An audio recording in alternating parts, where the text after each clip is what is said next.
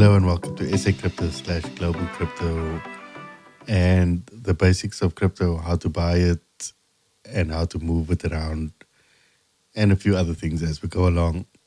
My name is Lynley Pillay. I'm one of the community managers at Global Crypto. Let's get on with it.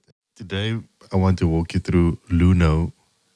Luno lately has been changing their deposit system and for now seems to have settled on the public recipient process. So you won't be able to deposit into Luno using a normal recipient on your bank. You'd have to go search in your app or banking app for Luno in the public recipient. And it takes on average about 2 days to get to Luno.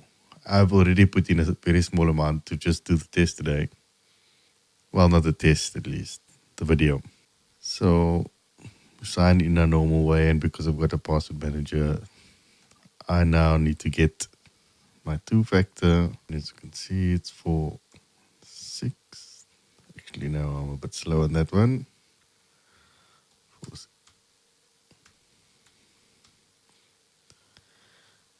And that allows me to sign in.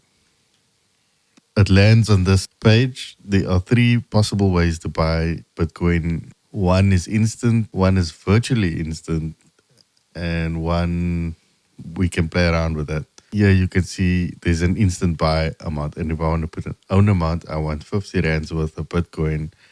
It is going to buy me Bitcoin. I can choose from which wallet to pay. Once off, next, confirm. It's going to want that code again.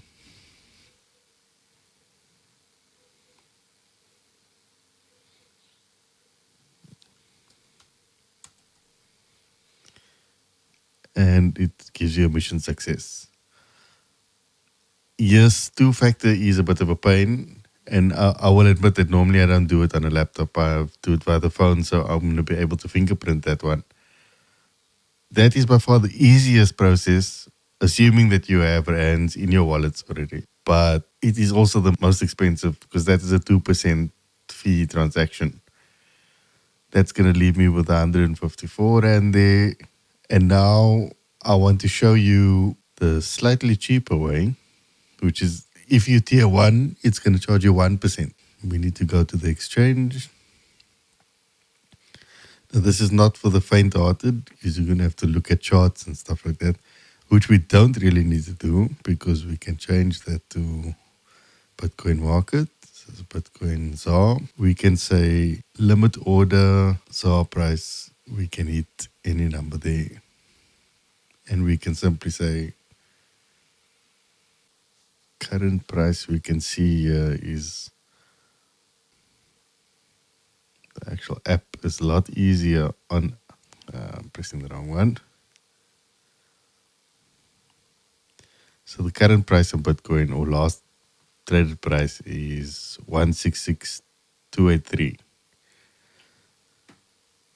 So the quickest way, because I am buying, I need to take from a seller.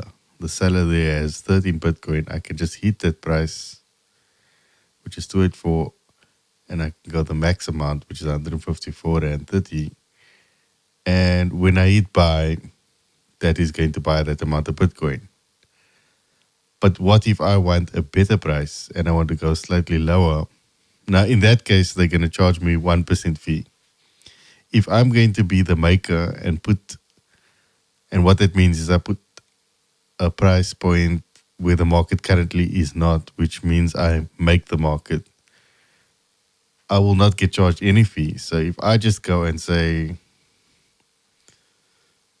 162, which is lower than, and maybe, in my opinion, that's where the market will go, I place my buy order and I hit confirm.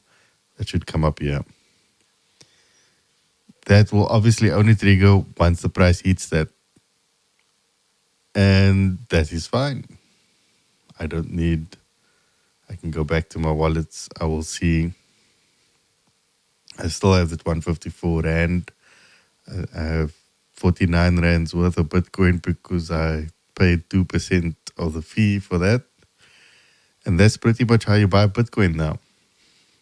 I can then choose to send that particular Bitcoin, which may not be the best thing now because it'll be pretty expensive.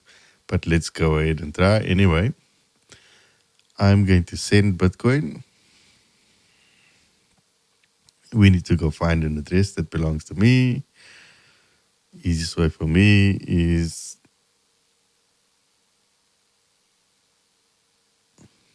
instead of going to dig, I can just view direct wallets, and this is a Bitcoin wallet of mine.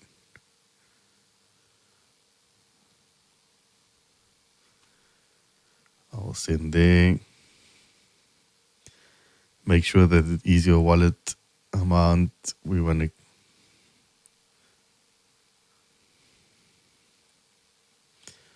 sometimes it just hates me. We want to send Bitcoin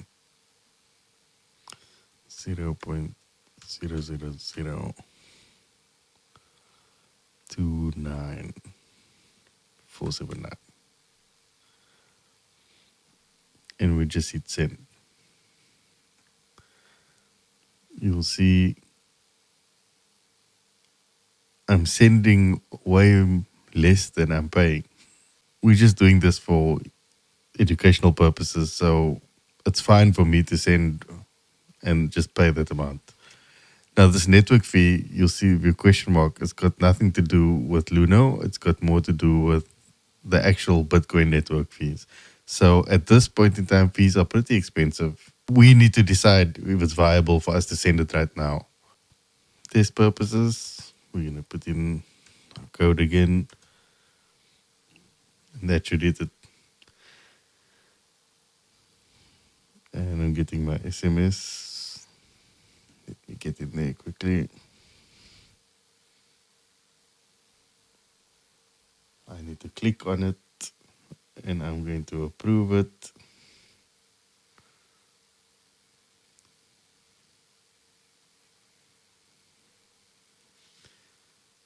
And Bob's your uncle. We have a transaction that is pending. These days, Bitcoin is taking a bit longer than its normal 10 minutes, so I don't think we need to wait around. But ultimately, it's been a lot quicker in history, I will admit. So I'm sorry that it is this way.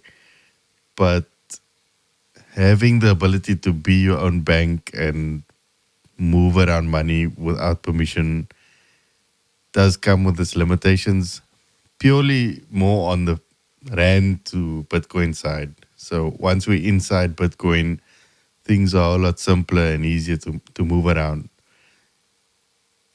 Admittedly, I didn't know that the fees are that much these days, but I don't move a lot of Bitcoin around. And there are other means that we could have done via Luno. We can move it via Ethereum or even Litecoin or XRP.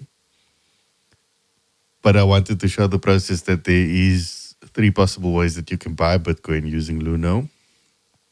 Instant buy, going to charge you the most. A market buy, going to charge you that 1%.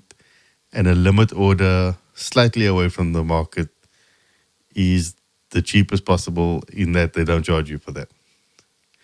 It's not advisable to send 50 rands worth of Bitcoin around because you'll end up sending 16 rands worth, which is probably around $1. But anyway, thank you for watching. We will have more videos coming up soon. Thank you. I just wanted to pop this video at the end to show the Bitcoin ultimately bought at that price. And we can see